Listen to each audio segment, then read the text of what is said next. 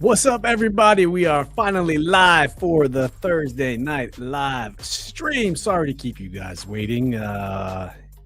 Handling some administrative duties we have to do behind the scenes. You said duties, but happy Thirsty Thursday. Good to see everybody.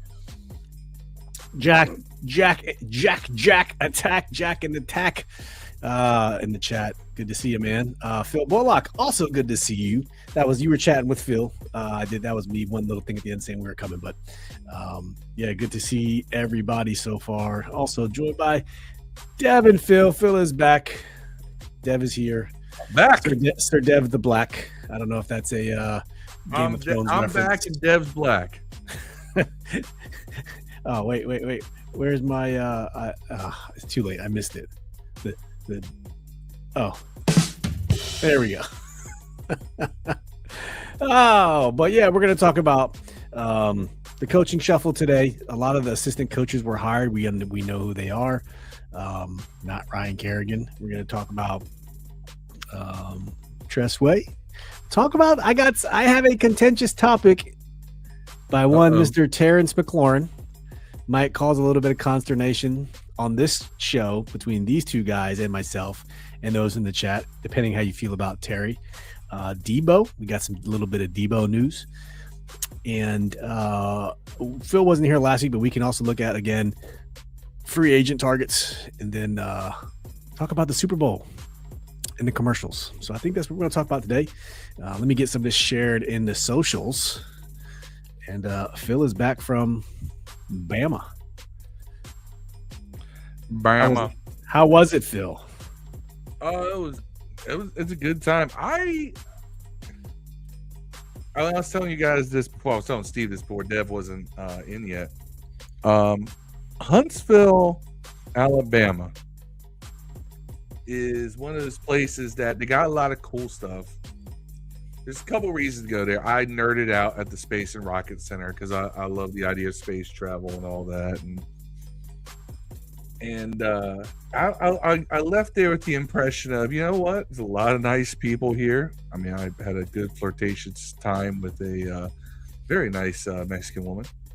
And sucks that I had my kid with me. That could have gone further. A torta? A torta? Huh? A torta? No, she wasn't big enough to be a torta. She was a little thick, but she wasn't a torta. Anyway. Nonetheless, like, I was like, damn, if I ever had a reason to move down here, I would look forward to it. Like, it looks like a nice place to live. You don't go there for the tourism aspect so much. Space and Rocket Center, by the way. Any of y'all, if you're into NASA, space shit, anything like that, you gotta go once. Do it. You gotta go. I got to stand underneath of a Saturn V rocket, okay? And you truly get a concept of how big that sucker is when you do that. But it's really cool. They talked a lot about the one section. They talked a lot about the Artemis project, where we're sending people back to the moon, so we can kind of figure out how to get to Mars. So there's a lot of that. We missed that first two launch windows, unfortunately, because of unfortunate incidents. Well, Artemis 2 is supposed to launch early next month, and that's going to be the orbit around the moon. The window started a couple weeks ago, but they were going to launch actually last week or the week prior.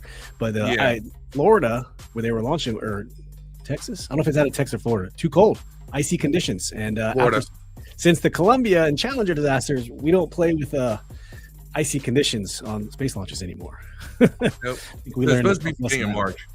Which is fine. But that one's going to orbit the moon. Artemis 3 is the one we're going to land people back on the moon. Yeah, you understand, people. We thought that we were going to be way further into the space age after we landed on the moon, but we just gave up. Now we're going back with the idea of going to Mars. You're entering another space age. get excited. This is never gonna happen, bro. It's gonna be great. Oh, it's You don't happening. think it's gonna happen? Never going to Mars. There's a lot of reasons why, but it's never going to Mars. By the way, if you ever go to Mars, you're never coming back. Your physiology would be impossible. Oh well, yeah. No, it's only a 4 or 5 year trip, but you're never coming back because your body can't. By the time your body adjusts to the gravity, bone density. You're Gravity on your 30% shallow when you get there, dog. It's impossible, bro. It's not gonna happen. You know, well, like, that's one of the reasons why they want to put a base on the moon. I've always thought about this, man. You know, like you can. It's a smarter idea. Will stop trying to focus on going to another planet and just living in space. It's safer. Living in space is safer than living on another planet, bro. Yeah. So I don't understand the whole point of going to Mars. And do what? What the fuck you gonna do there? Die? You gonna fucking die. You go to Mars, you're gonna fucking die. There's Whoever certain goes to things Mars you is gonna can do die. as Y'all know far this as now. research, as far as learning how to survive on other planets. I mean, You look, can't if you're learn one how of to those people, survive on if planets you're without one of those learning. people that believes that we are overpopulated, The world is only like 35% explored, bro. How are we overpopulated? There's still I like agree. 60% of the United Did States you nobody know? lives yet. Did you know? Quick little fact. And see, look, people, when we say we're more than a sports podcast, this is why. Yeah. Did you know if you took the entire population of Earth and put it on the island of New Zealand, it would have the same population density as the island of Manhattan? So if you imagine if the island of Manhattan was just all of New Zealand, you could fit all of humanity on there and nothing would be touched outside of New Zealand. Yeah. So Crazy. that's why when people talk about the overpopulation thing, I'm like, I don't know if I buy that one. It's just because the math ain't mathing on that. But nonetheless, look, eventually we're humans. We're curious people, all right, for the most part. That's why we go and try to pet rabid dogs and things like that. We're curious people. We're going to go check out other planets. We're going to go see if we can live there. We're going to see if we can expand. All right. And I think that anything like that, anything that is an evolution forward in our technology and us as a people and our knowledge, this is a good thing. Yeah. It's a great thing. So I am all for it. I am excited to see what that comes. I like the fact that in my lifetime, we may see a silver space age. We already had the golden age. Now we're having the silver age. I'm excited. That's just me. Yeah. And I nerded out. I just nerded out over all the stuff that was there because it was really cool. And they got a lot of cool stuff down there. I went to a Twin Peaks for the first time. I'm gonna talk about seeing moobs and moons. They seeing moons and other round objects. I went to a Twin Peaks. Have either one of y'all been to a Twin Peaks? No, I've heard about what they are. Is that a strip club? No, it's a very generic, like American bar. It's it's Hooters. Yeah, there we go. They're dressed like kind of like lumberjacks, but they're like sexy lumberjacks. Like they wear like the flannel tops. They're pulled tight. Like some trans stuff? No, these are women. They just wear like cut off booty shorts, and they wear like you got pictures of these scantily clad skeezers. You look it up online. There's a bunch of them. But here's the difference between that place and Hooters is that the food's a lot better. Is it like the difference between Walmart steak sauce and A1? Yeah. Damn. Both do the trick, but Twin Peaks is a little bit nicer. A little bit nicer to look at. The food's better to taste. They keep their beer at 29 degrees. So it's just why 29? Because it's just a little below freezing, so it stays extra cold. Hmm. Your mug comes out. Your mug comes out icy as shit. It's wonderful. Wonderful. Good. But yeah, they have all kinds of stuff down there. It's a nice. If you live down there, you'll never run out of stuff for you and your family to do. If you go down there to visit, like we went down there for a concert, and barely scratched the surface of all the stuff that we saw you could do down there. So it was really cool. I was surprised. I thought it was gonna be like, oh, there's gonna be nothing to do down there. We go to Rocket Center and that's it. No, not at all. I was surprised. So Huntsville, you get a thumbs up. Thank you for your hospitality, especially to Claudia. It was nice talking to you. Not a tortoise. If you're listening. All right, let's get to the show, guys. So there's been we finally got to hear from our coordinators this week. We got to hear from David Blough. You got to hear from Daronte Jones. Nothing, ground shaking, earth shattering, but I think we should at least take a little bit of time to watch a couple clips, see what they said, see if there's anything we can extrapolate out of it, and then talk about some other things and what that means. So let's just start with David Blough. So I got two quick clips of David Blough going over like what things might mean for him and the offense, and you guys might actually be kind of surprised. I think it opens up, right? The some different schemes in the run game, some things that I believe. So before I go in there, this is him talking about being under center.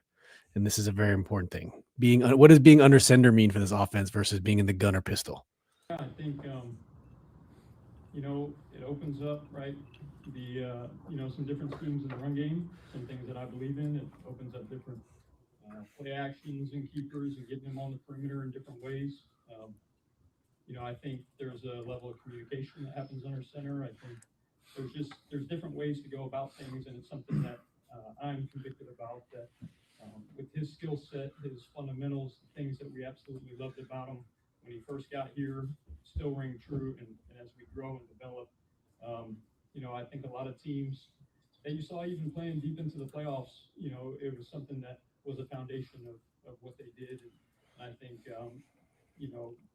that is something that we would like to implement with him and get him in that position. So what he was talking about is he's going to have Jaden Daniels under center more. That's the takeaway. All the teams we saw in the playoffs, what was the one commonality? They were under center. I'm going to show you guys a statistic here, but just know we were never under center is the bottom line. We never went under center.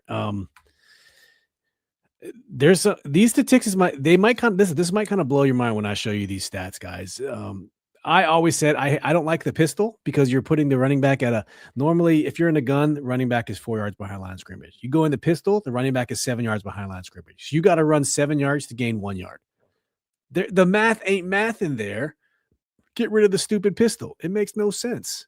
And what happened when Jaden Daniels fumbled on that one fumble in the rain versus the Bears? We were in the damn pistol, dude. I'm not blaming the pistol for that, but I'm not a fan of the pistol.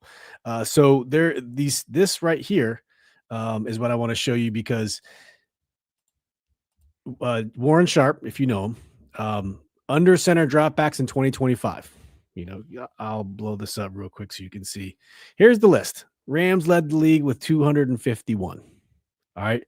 Where do you think we lie on this list? Just take a swag. Just guess. Just guess. What place do you think we are in? Don't worry about the snaps. Just guess. Have you got any guesses? I think we're probably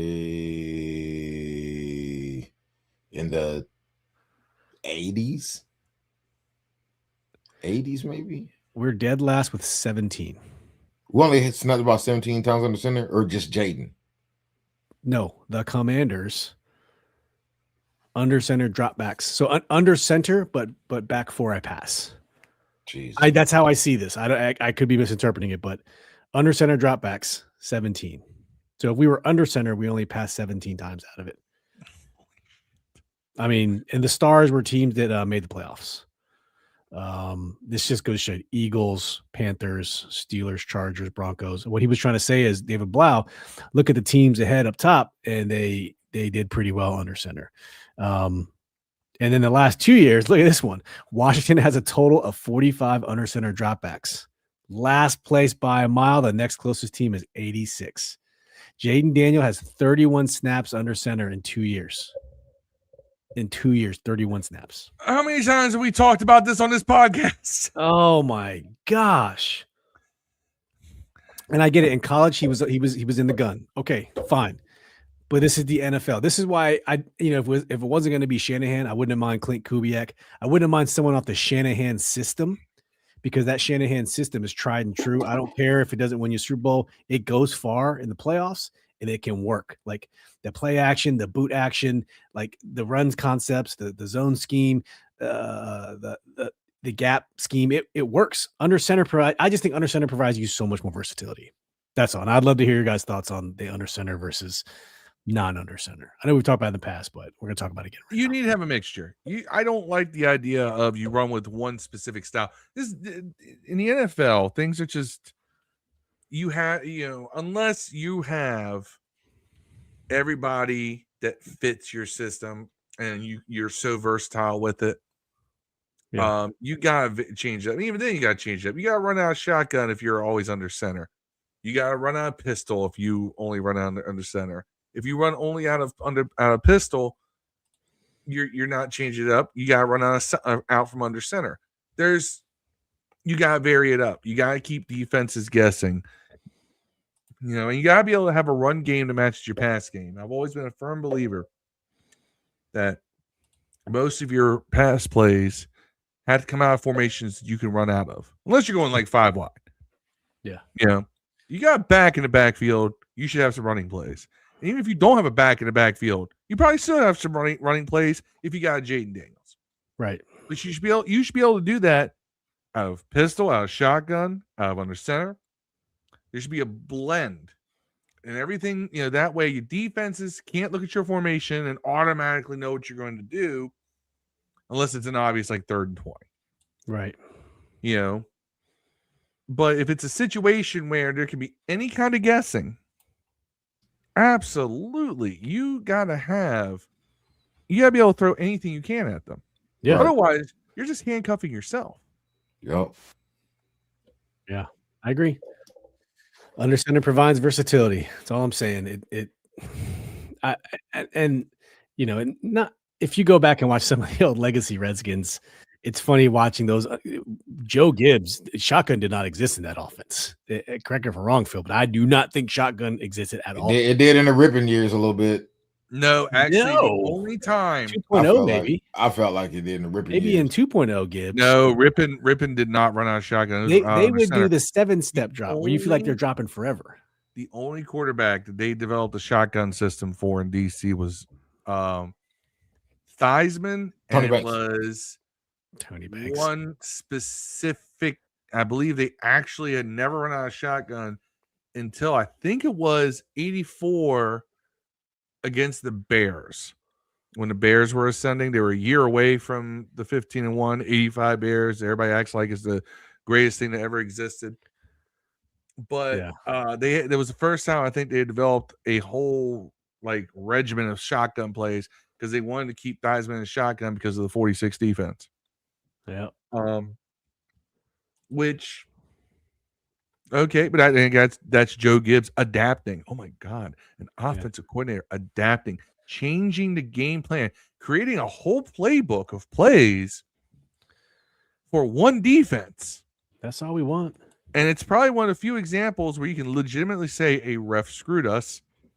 We got screwed in that game. Otherwise, we would have won. Otherwise, we might have put that whole Bears dream to a halt. Three of the last 5 or 6 games were winnable. Honestly, that's what's crazy about the season. Like the Bears game, we could have won. There's a couple games we really should have won at the end of the year. Yeah. I don't know. No, one more than we got our pick. I think you're right. Marcus. I've never been to hoops. I've heard of hoops, by the way. It's we gave Cliff the benefit of the doubt when he came here because people said Cliff's downfalls is he always puts his wide receiver number 1 on the left side. And sure enough, Terry mentioned it. Yeah, I know, but it's part of the offense. I'm excited to do it. Cliff was like, of course we're going to move him around. No, they didn't move him around. Do you trust David Blough though? I don't know. Like I have no choice but to trust him for now. You give me no reason not to. Right. I don't know. At what point do you think can it get so bad that it's over for Quinn? Let's say he doesn't lose the team. I'm not going to say it's just strictly football. I don't think Quinn loses his team, period. But I don't think so either. I think he's players buy into him too much. And I think it's how he if it's 3-14 and we're healthy. I feel like they said the same thing about him in Atlanta. we're in trouble. There's another graphic that shows, if he really is going under, people on the hot seat coming out for next year. There's a graphic right here, and to answer your question, Dev, according to whoever this guy is, Ralph Vacchiano, these are his coach hot seat rankings.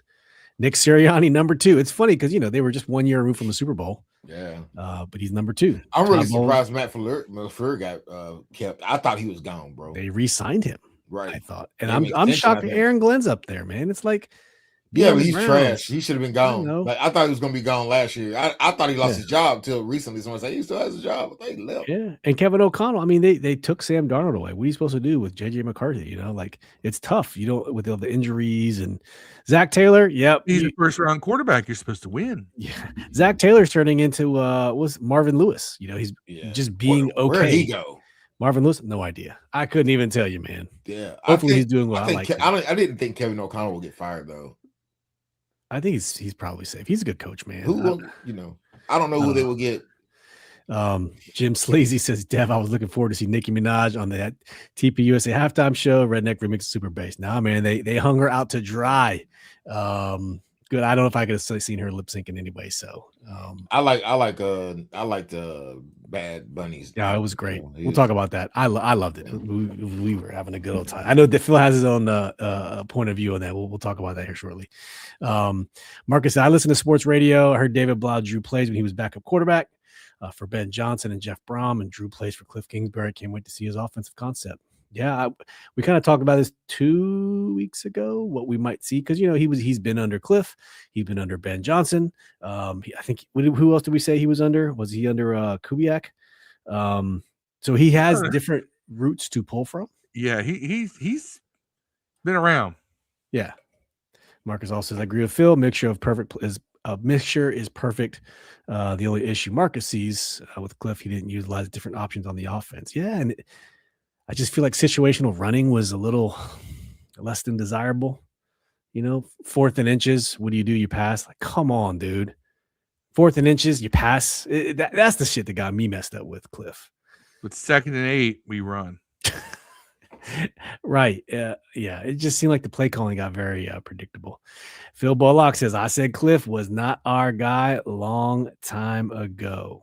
You did. Yeah, well, did, season 1 told you differently. Season 2 told us differently. You did, Phil. We'll give you the credit there, man. You did. You done did good. I don't remember him saying that, but one more clip of. I'll give him that. I'll give him that because I don't know. Yeah, I don't know either, but I'll give him that too. All right, one more clip of David Blough, and this is referencing. Going to transition to kind of. We're gonna play it, and then kind of talk about Terry, then come back to Daronte Jones because I want to hear your thoughts on this Terry thing. Or how important are wide receivers going to be to the success of your offense? Incredibly, man. Like these guys, whether they're sparking a long run in the running game with blocking on the perimeter or creating explosive passes, like this thing's going to be built around how do we get Terry 10 targets a game and get him. Did you hear what he said? Finally, someone. How are we going to build it around? How do we get Terry 10 targets a game? What? Goddamn time. What? This thing's going to be built You're around. going to get caught behind 8 of them. 10 targets a game and get him, explosive receptions after explosive receptions to kind of flip the field. And Jalen Lane and Luke and Jacory and Jacoby and Nick, the guys that we have under. He said Jacory. And Jacoby. Oh God! He didn't say he did. He didn't say Ben Sinnott. He didn't say that nigga's name. Now, he did not. We develop them and grow them into roles that are just. Isn't no Debo either. Key contributors. Free agent can't. So yeah, that's a loaded statement he said there. But he did say, how are we going to design this to get Terry 10 targets? We've never seen that since Terry's been here. It's just kind of happened by default with Case Keenum, with Dwayne Haskins. It's never been seen that Heineke, even with Carson Wentz, and then but even then, a lot of times it would be like Terry get like 5 catches off of 7 targets. You know. Yeah, I was waiting. And we would still throw the ball 40 times because hey, J.D. McKissick's got to get his touches, or I was waiting for Phil Bullock. I think Dev said it. He'll get caught from behind on 8 of those 10 catches. I was waiting for Phil Bullock. Nah. Phil Bullock has to kill that because he finally had to admit that he was wrong on that. Yeah. But just like I'll tell you what, I'll give Phil Bullock credit for saying Cliff wasn't our guy. If he'll admit that he said, yeah, okay, you're right. Terry doesn't always get caught from behind. Yeah. So let's go to Daronte Jones real quick, and then I want to come back to Terry. So Daronte Jones talked about his time when I guess him and Blough were together in Minnesota. Blough was a practice squad quarterback with the Vikings in 2022, and Daronte Jones, our new defensive coordinator, he was the DB coach there. So they kind of knew each other there. Mentioned that he was very, Jones says he was very sharp and he ran the show even at that point. So here he is. When you were in Minnesota, I believe Blough was there as a practice squad quarterback. What do you remember of David Blough just as a practice squad guy? He was really sharp, smart. He ran, so we didn't have to do cards. He could call it, put it in their own words, and he would get guys lined up. We were able to go on the ball. We were ready to do 2-minute. It was smooth. It was as smooth of an operation you can have because of his intelligence, his knowledge of the game, and knowing what everyone was supposed to do. He can check protections. And so it was really valuable for us defensively to get in and out of calls because he can also make the checks and put the offense in the best position as well. So that's kind of common with some of these backup quarterbacks we've seen. I believe Kellen Moore had the same pedigree. I believe, that you can't put it together on the field. But is it me or did anybody else just wish this nigga would either shave or not shave? Like he's just like that 12 just shave or not shave. Permanent shadow. Either let it go all in or go all out. Yeah. Maybe he's growing it out for the season. So he's starting now. Maybe, I don't know. Every picture I've seen is insane. Yeah. Might be like me. This is 48 years of growth. I've never cut it down. I just shave it. It doesn't grow. So I wish I could grow a big like old man. The stubby look. I can't keep mine that. Yeah, if you're like Batman or some shit, Marcus says, I think Cliff was smart to work on the Rams staffing and help him expand his offensive concepts. He needs it. And if anyone's going to show you, it's Sean McVay. What's up, Yam? Good to see you, man. Thanks for popping in. Phil Bullock says it was that one season I seen it. We just made good plays that bailed him out. Like y'all said, run on long, pass on short. The quarterback made plays for us. He's talking about Terry versus Jaden. No, he's talking about Cliff's play calling. Oh, got it. All right, let's listen to the rest of this. The football saying, it's never goodbye, it's see you later. Yeah. Is it surreal, bizarre, ironic that now you and Blough are here from those years in Minnesota? Now you guys are here running this team? That's the profession, right? That's the profession. You never know how your paths may cross. And you just want to continue to keep those relationships alive. And we had a great relationship when we were there because we were obviously talking to one another. He would come with me on the back end sometimes, and we just work DB footwork. And so who knows, years later, here we are. And so that's life, right? That's life. You never know who you may come across and how that may impact you moving forward. Yeah. Jim Sleazy, hit that thumbs up. Yes, yeah. If you listen to this, hit that thumbs up, please. Thank you very much. That would be fantastical. So that's one clip of our guy Daronte Jones. So let's recap. David Blough's offense says he wants to get it centered around getting the ball to Terry at least 10 times. Okay. That's what I want to, and then we're going to watch one more clip and we're going to go back to Terry. Okay. And then, so hold that thought on Terry, but check out this one more clip. Just been around some of the talented coaches, great minds that I've been a part of growing up, from Marvin Lewis to Mash Joseph, Marvin Lewis, Luana Romo, and even as recently as Kevin O'Connell and Ron Flores. They prepared me in being around them, learn lessons, how to lead, how to structure their side of the ball, how to implement certain learning techniques, and finding out about the culture amongst the guys. I felt guide me to where I'm going. Oh, here we go. Culture. I don't know how I feel about the culture. But yes, he did mention culture. So there is that. It's It's a catch-all buzzword. It is. I'm just glad he's not pulling what every other coordinator says. Oh, we're going to be violent. We're going to hit with violence. We're going to play with violence. We're going to attack the football. Arrive with violence. I mean, there's only Greg Manusky said he it. did that the first year under that Jack name. Del Rio said it. Everyone said there's only so many ways you can say how I'm going to be a good defensive coordinator, and I feel for these guys. How many different ways can you say that? There's only so many ways. At least on offense, you have a billion different philosophies you can and defense is like you don't have that luxury of diversifying what you're going to say. I don't know. That's just how I feel about the defense. But he did credit, looking back at the quotes, he did credit his time at LSU. He talked about not going to be quite the 3-4 and 4-3. It's still going to be 7 men in different spacing techniques. He loves Frankie Louvu. Drafting edge rusher. I believe so. And he loves Frankie Louvu. He wants to get him playing downhill again. We lost that flavor of Frankie Louvu last year. You went from all pro to being non-existent. He wants to get Frankie Louvu back in the game. He said nice things about Jordan McGee and the internet clapped. Yeah. He was asked about, was Washington the right fit? He was like, listen, I grew up in this area. This is kind of home for me. But Dan Quinn and Adam Peters were the reason he came here, and Josh Harris as well. So he kind of gave a political. Where in this area did he grow up? He's a PG County guy, Upper Marlboro. He went to we looked at this before.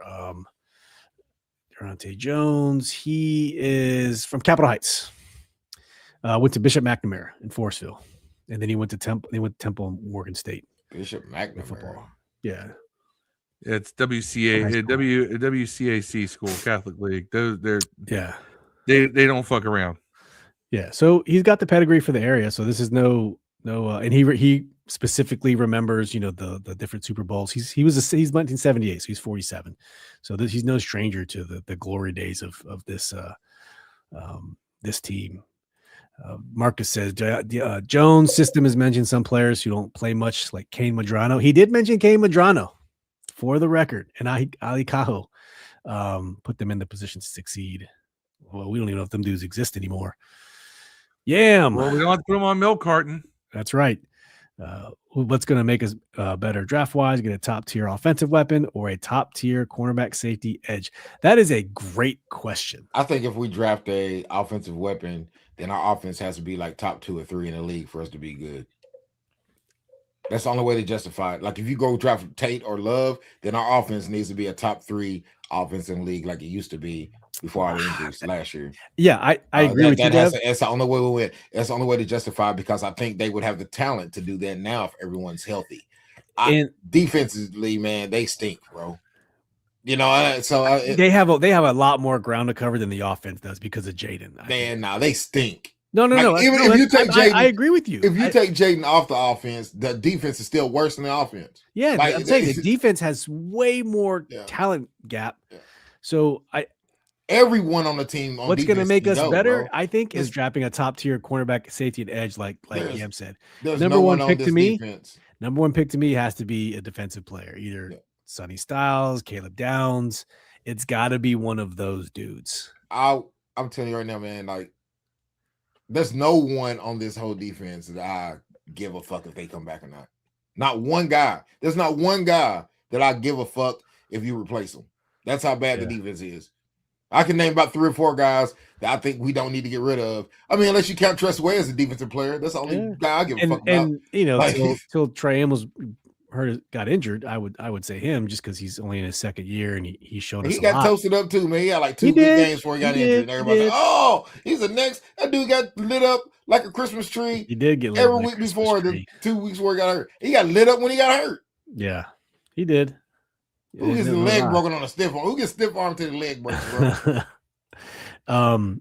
Any other? Let's see the other things he talked about. Strengths of the defense. He wants the defense to be young, and he thinks it's young and athletic right now. I don't know. Did he say what he's gonna be like? I think he comes from the Flores background, right? Yes, also, he said Zimmer, Mike Zimmer, blitz. Zimmer was a big third Blitzer. down attacking guy. So we're going to blitz, or what we're going to do? I mean, I hope so. We never blitzed last year, so What do you he think, said though? Zim was a more third down aggression. With Flores, it's more first and second down aggression. So those are the two people he cited, and those are the two people's different philosophies. I guess it depends the personnel sets we have, man. It's kind of hard to say right now. It's so early. You got blitz every down with this personnel set. Yeah. but let's be honest. Did you guys really watch the Seattle game? Right? Like they just kept blitzing from the open side every time. They did. And it wasn't really a talent issue, dog, because the dude wasn't even blocked. It ain't like the guy had to make an outstanding move to get through. He was just going straight through because an open block, an open blitz side, an open side is a quarterback's responsibility.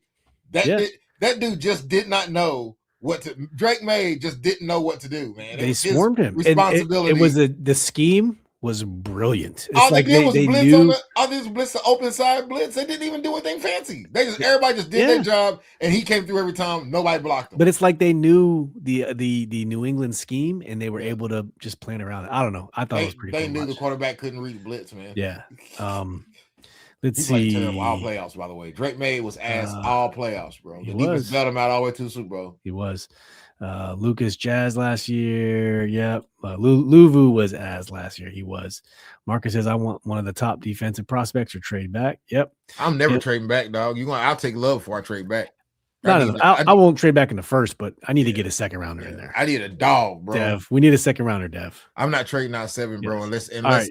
Yeah, and don't bring up bad memories, dude. We saw Fred Stokes and we saw Martin Mayhew. Hey, man, I say we get Forbes. I'm all over that, bro. Like, come on, I don't want to relive that moment in the war room. Please don't bring that up. That was terrible. Marcus says Jones said we'll be aggressive.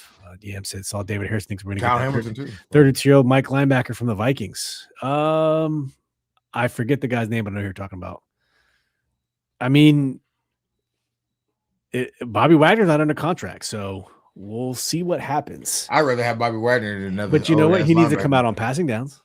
Yeah, I'd rather get him than some dude that I have no idea. Another old guy. If we're going, what's up to you? McGee and a young guy. If that's the case, man. I don't understand these guys. Yeah, I don't either. But going back to the Terry McLaurin thing that we talked about earlier. So we talked about Terry McLaurin. David Blough said he wants to give Terry McLaurin 10 targets a game, right? So my question to you is, this is PFF's highest graded wide receivers. And for the audio crowd, Terry McLaurin's ranked number 6. Now, this isn't a minimum snap count. This isn't, you had to make the playoffs. This is regular season PFF graded receivers. And Puka Nacua is number 1. Yeah. JSN number 2. Amon-Ra St. Brown number 3. Jamar Chase number 4. Drake London number 5. Terry McLaurin number 6. Drake London been number 5 is pretty. I didn't see that coming. Yeah. Me neither. Pickens number 7, Nico Collins number 8, Devontae Adams number 9, and Jalen Waddle 10. Now the Rams got 2. My question to you is, can you pick 2 people on this list who you would pick over? I mean, can you say Terry McLaurin's better than any 2 people on this list? No. That's the struggle. Maybe Drake London. Yeah, but if you read like the thread, this is what the thread is talking about on X, is people were struggling to say, I can't, it's hard for me to say there's 2 people on here who I would rather have on my team than Terry McLaurin. I'm taking age out of it because that's not fair. I'm taking straight across it. If I only had one season with any of them, I would take Puka and Jigma, Brown, Chase for show. Devontae Adams would be a push now. Because he's older. Now he would be But again, if we're not counting age in there, Devontae's going over him too. I'm taking Pickens over him. That's about it. Everybody else, I think I've seen enough Terry that I know he can outperform the other guys. Jalen Waddle might be the only but Jalen Waddle's a number 2 every time. He is. And when he was a number 1, he was just a dude. He was just kind of he had a couple. He can make plays. Yeah, he's a starter. He's a good dude. But I don't think he's Terry as a number 1 yet. Yeah. What about you, Phil? Comparing Terry to some of these guys, I mean, is there 6, any of these dudes you would pick Terry over? I guess I'll put it in that respect. Nico, Drake, Waddle. In their current form, their current age, JSN. you would pick Terry over Jackson Smith and Jigba? Oh no. I thought you were saying Flip it the other. Terry. Who would you pick Terry over on this list? That's how I want you to look at it. Who would you pick Terry over? Jalen Waddle for sure. Yeah, I think Waddle's a pretty easy one. Devontae, you're right, Dev. Push. Yeah, I'd only reason it's a push because of age. If you tell me I can get Devontae Adams, Drake London never impresses me. It's funny because I remember being high on him when he USC came out guy. in the draft. But it's just like he keeps butting his head against a certain ceiling. Didn't we trade down from him so we could pick up fucking? We sure did. We traded down because he was taken. No. We traded. We flopped picks, right? Did we flop? No, to get Jahan Dotson. That was Jahan Dotson. I thought we flipped. They got maybe we're talking about Jahan Dotson. Listen. That's the Saints before you receiver. before you start accidentally rewriting history. Drake London was picked one pick before our pick. We were going for Drake London, and because of that, we traded back and then got Jahan Dotson. I thought, and that was the Saints guy also, though, that we also missed because we traded back, right? So here's London's stats, man. He's got 886, 905, 1271, 919. One season. It's very Terry McLaurin like. It's very Terry McLaurin. Terry gets 1,000 yards every year. No, Terry gets 1,000 yards. Put some respect on Terry, dog. No. I'm saying the yardage ain't that much different. You're probably talking 200 yards tops in the first 4 years difference. I get that. If I compare the two, it's not that. Care. It's Drake London. I guarantee Drake London has more touchdowns than Terry. He's not breaking that mark. I don't know. And he's not breaking the marks. And I mean, Terry's never had 1,271 yards either. In 4 years, you take his 4 years and take the last 4 Terry years or the first 4 Terry years. Terry probably had more touchdowns than him too. You know what? Terry had 10 touchdowns last year or before? Not this year, but let's compare. He had a horrible he only played 6-7 games, some shit last year. Show criteria. Damn, they ain't even played that many games different. To be honest. No. Let's choose the seasons for each choice. So Drake London, what you first 4 seasons? Yeah. Terry's first 4 seasons. 1, 2, 3, 4. Well, it says right there, 4th season. Yeah, 4. Okay, let's see what this looks like. You compare the first 4 years. Okay, so we're about 300 yards off. More receptions, touchdowns, 1 more. Rushing touchdown. Who cares about rushing? It's pretty. I'm telling you, it's pretty close. Touchdowns 1 off, yardage 300. Pro Bowl when they mattered too. He does have a Pro Bowl. Terry's got a full yard and a half per reception more. Right. Yeah. 11 less receptions. He had another 100 more yards on 10 less catches. And he had a Pro Bowl quarterback for about 3 years of that. Drake London did. Who? Kirk? No, Drake. Yeah. No, Kirk, but Kirk was on there for 1 year. Who was at Atlanta before him? I don't remember. I might be tripping. Maybe it was Kirk. No, Kirk was there with him. First year, right? Year 2? Did Kirk Terry show the first year he was there? He did, but it was like halfway through the season. Yeah, he was balling until he got hurt too. I remember that. Yeah. Then it was over. I wonder what he's going to do next year, man. Somebody's going to get it. He should go to Kansas City, dog. Now you got me wondering who last year the quarterbacks were Michael Penix and Kirk Cousins. Kirk Cousins played 14 games last year. Yeah. But the year before that it was nobody ever talks about that, man. Penix get benched. Desmond Ridder and Taylor Heineke. Oh yeah. So Desmond Ridder. So hold on. So they both who played better? Who played better with Heineke, man? Well, Heineke only played 4 games that year. Did he play better with Heineke? And his stats were not good. Heineke only played with himself. And then in 2022, Drake London had Marcus Mariota for 13 games and Desmond Ritter for 4 games. Yeah, that's actually a fair comparison. He's had 2 of Terry's quarterbacks. It's a fair comparison then. So yeah, I don't know. Trash quarterbacks against trash Terry's quarterbacks. more productive with less targets. Yeah. Let's see. Yam said we need to get younger, not even a debate. Absolutely. Terry still performed in a small sample size. Yep. Yet so many fan base blamed him for so much. I think it was just people just got wrapped around the axle on the holdout, and then injury happened in the holdout. I mean, he could have signed early and got injured and people wouldn't have said shit. But just because of that holdout went into the preseason, people just, I don't know, man. I think people just got rubbed the wrong way. I mean, injuries happen. Holdout or no holdout, injuries happen. And Yam likes Waddle, flourish anywhere. So, okay. Yeah, if he had played in the preseason, he would have never landed his thigh on that dude's helmet. Yeah. Oh man, that whole thing, a non-contact injury like that, or contact injury. Come on, you're not going to plan for that. No amount of preseason would have prevented that injury. If you believe, whatsoever. no. You understand? Terry not being at camp hurt the vibes.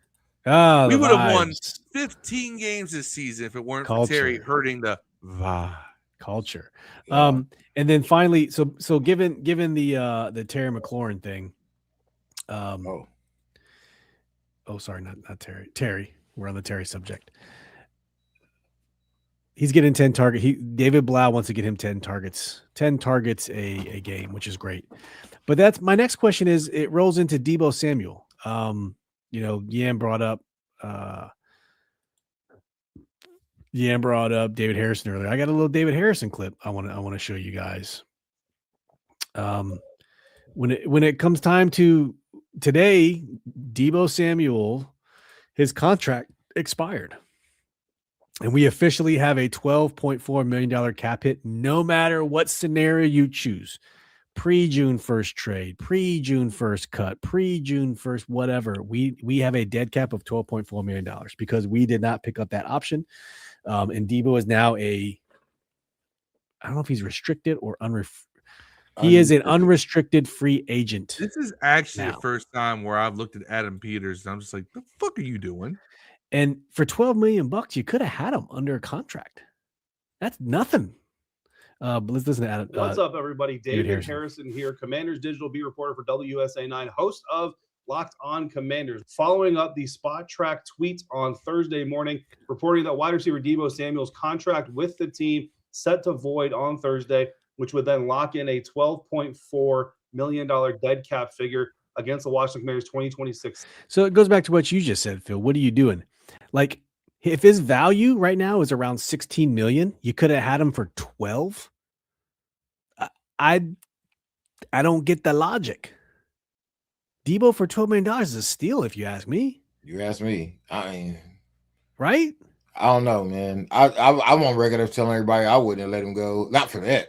I wouldn't let him go and still went after Pickens. I mean, he wouldn't have. You got money?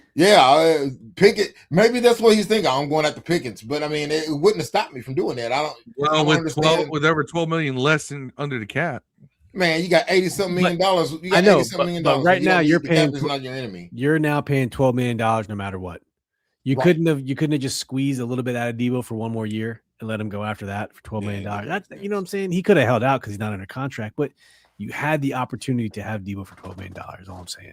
All right, let's see what else said. Salary cap. I reached out to someone with knowledge of the contract. They did share that number will actually solidify Friday. So the void deadline being Thursday, that number will solidify. But also thought it was important that everybody understand this is not a cash issue. Like, this is not money owed to Deebo Samuel by the team. This is an accounting, not even a real issue, but it's an accounting matter, right? So just something for Adam Peters and his staff to manage. And the good news for you is that if you've been using Spot Track or one of the other popular salary cap websites out there, they've already been accounting for this dead cap figure in the numbers you've been using. So that top 10 number you've been hearing about, talking about using yourself in some of these mock drafts and trades and signings and all that stuff, still accurate, still where you want it to be. But there are other ramifications, including potential ramifications of the 2027 NFL draft. So for all of that, for more updates and for more on what this could mean for the future of the Washington Commanders, make sure you go to the Locked On Commanders. All right. This is where he was really getting at right here. Homie's got the second most epic beard in the Commander's podosphere behind It isn't a good beard. You're not quite salt and pepper yet, though, Phil. Are you? Are you getting salt and pepper yet? Why I got like the occasional gray. Or actually, no, I don't even get grays. I get the occasional like shock white. I got the grays. Like one. I got the grays. But his beard still does not have my epic fullness. There you go. So this is Deebo's contract. Like this is what we're talking about. The 12.3 cap hit. You could have had it. It just boggles my mind.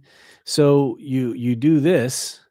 no matter what, that cap hit is not going away. It's not going away. So he's unrestricted free agent. I don't understand what's going on here. Now, here's the thing, too. We don't know any context to the conversations he had with Devo. They could resign him. You're right. They could resign him for, we don't know. We don't know. They may be like, look, we're about to draft a wide receiver. We don't need Devo. Yeah. We'll just eat it this year, and then we don't have to deal with it the rest of the years. Yeah, that's right. James said it got a lot of spending to do. Okay. And then the last thing I want to talk about, Tress Way, man. Tress is back. Tress is back. back again for 1 year. We talked about Tress last year and how we thought we needed to re-sign him for one more year. I think, Dev, you were a little skeptical about him being re-signed, but I'm glad he's back, man. Let's get him this one more year. Let's get him re-signed and let him retire a Commander, dude. But I guarantee he probably has a good more 3-4 years in him from football. But all right. Here's his team. Here's him and his family re-signing. Yeah. It's got 4 kids. Oh man, love the whole team. The team is there, man.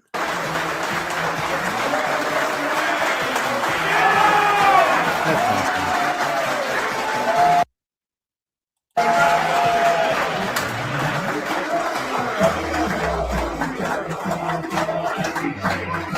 So he's resigned, man. It's good to see Tress back in the building. I'm not gonna lie. I didn't want to see another punter. I want to see him retire in Washington.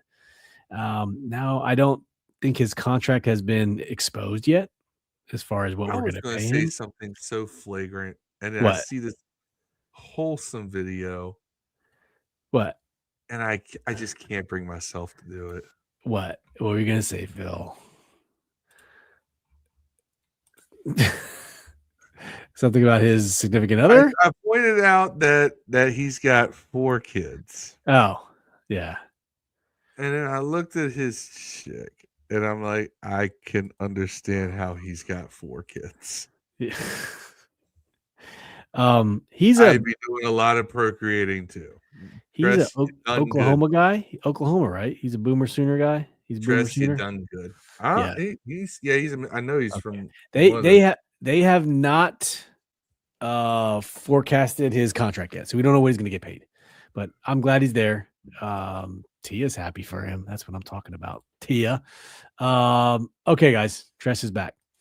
Let's talk about the Super Bowl. How was your Super Bowl experience? I watched I'd say I watched 3/4 of the game. I was busy cooking and stuff, but I thought the Patriots were going to put up a little bit more fight than they did. But the Seahawks just Mike McDonald. And then it came out after the game through the Redskins or Commanders beat reporters. He was our number 1 choice in DC. Remember, he wanted the 7-year deal, the 6, 7, 8-year contract, and we said no. Yeah, I remember. Maybe that would have been a good idea. Yeah, but it's one of those unknown unknowns. It completely is, Phil. Completely. And I get why he would want that, because how many times have you seen coaches just not get the stability they need to, he's worried about making a change on a team and he needs time to do it. And clearly there's finance, coaches' contracts are guaranteed. So it all made sense. But yeah, they had Drake May's number. He looked flustered. He looked like a true second-year quarterback. Did not look like the second-year, almost MVP of the league. That Seattle scheme they figured out was just fantastic. They had him under duress the whole game. And he missed a lot of open throws. I will say Drake did miss a lot of open throws, but when you get jittery, that happens, man. Yeah, jitters. The Seahawks were just a better team. Sam Darnold didn't have to do a whole lot, threw for 200 yards and a touchdown. But Kenneth Walker stole the show. I thought the kicker should have got the MVP. He got 17 points or some shit. I was so confident I went and dropped $100 on him getting it, and it didn't happen. Got $100 on the kicker? At halftime, I'm like, what was a payout? It was going to be like over $1,000. I was like, why not? I'm going to do it.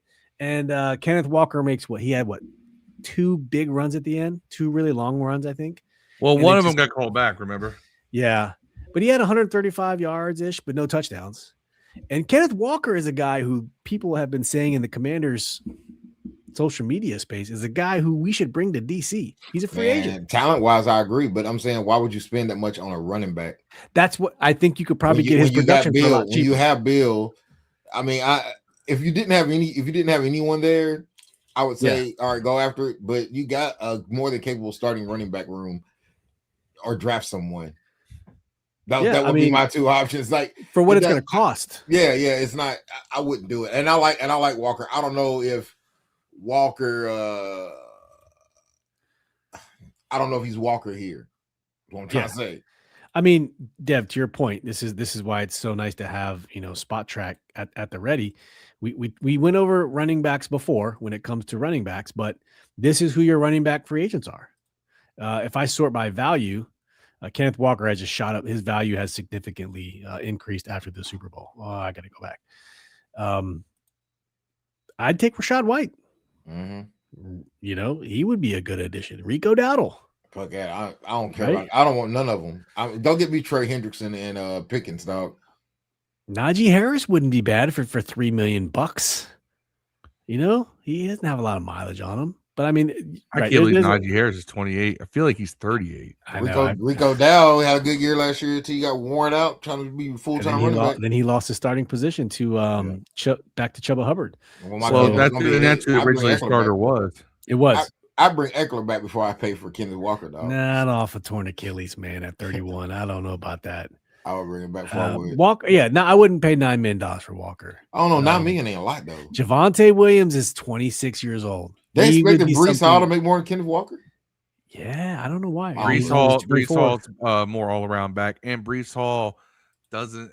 He's been able to carry a full workload, whereas Kenneth Walker's generally always had a Charbonnet. He's always had a platoon going on back there. I bring big old Brian Robinson back. It doesn't look like it's going to cost you much. Yeah, I think Rico Dowdle would be an interesting one. But other than that, or Travis Etienne would be an awesome one. I ain't gonna lie. But I mean, I feel like he's just the same kind of guy I build. Maybe not. Maybe what is y'all's opinion on what's y'all's opinion on Isaiah Pacheco? No, he's just hard. He's just tough. There's nothing that just makes me fall in love with him. I feel like that's the thing. He's a jack of all trades. Master of none. He's a master of none. Right. But it depends on what offense you go run. If you're running an offense that requires a back to be able to catch the ball out of the backfield, or primary back, catch the ball out of the backfield, get you 250 carries. He could be a good compliment to Bill. That guy. Yeah. He'd be a compliment. For $900,000, I'd do it. That's what he was making. Previous salary, not $4.3 million. He can't get Bates money, dog. Right. I was going to say, for Bates money? Yeah. So T.O. Tress is a good guy. Happy for him. The Super Bowl was a little boring. It was a very defensive. Remember, until it got blown open, it was defensive. Actually, it was a field goal here. I liked it. Until it got blown open, I was interested. Yeah, I like defensive battles.